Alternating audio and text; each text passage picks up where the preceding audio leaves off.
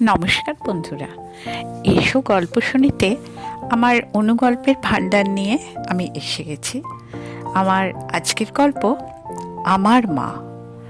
কমপ্লেক্সে আমি নতুন এসেছি, সবেমাত্র জয়েন করেছি পাঞ্জাব ন্যাশনাল ব্যাংকে। আমার এক আত্মীয়ের উদ্যোগে একটা ফ্ল্যাট ভাড়া নিয়েছি। কোনো না কোনো দালাল প্রতিদিনই আসে, ফ্ল্যাট কেনার কথা বলে, নতুন নতুন ফ্ল্যাটের সন্ধান দেয়।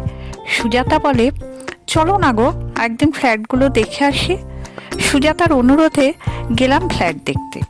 প্রথমে 3খানা অসমাপ্ত 5তলা ফ্ল্যাট দেখালো। সব ফ্ল্যাটই 4 ও 5 তলাতে। আমি বললাম, হবে না, আমার মায়ের কোমরে ব্যথা, বেল্ট বাঁধতে হয়, অত ওপরে ফ্ল্যাট নেব না। সুজাতা বলে, আমারও হাঁটুতে মাঝে মাঝে ব্যথা হয়। বললাম, নিচুতলায় কোনো ফ্ল্যাট আছে?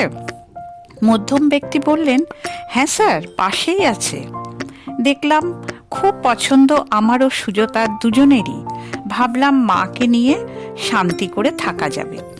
আমরা যখন ফ্ল্যাটের সামনে কথা বলছি, হঠাৎ একজন রুগ্ন শীর্ণ বৃদ্ধা বেরিয়ে এলেন।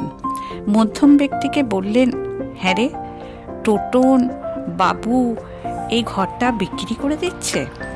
তবে আমি কোথায় যাব রে?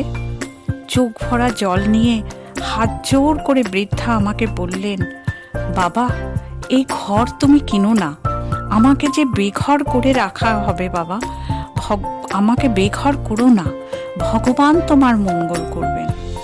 আমার চোখের সামনে আমার মায়ের মুখটা ভেসে উঠল। গল্প পাঠে রূপালী কর্মকার, লেখিকা আশরাফি খাতুন।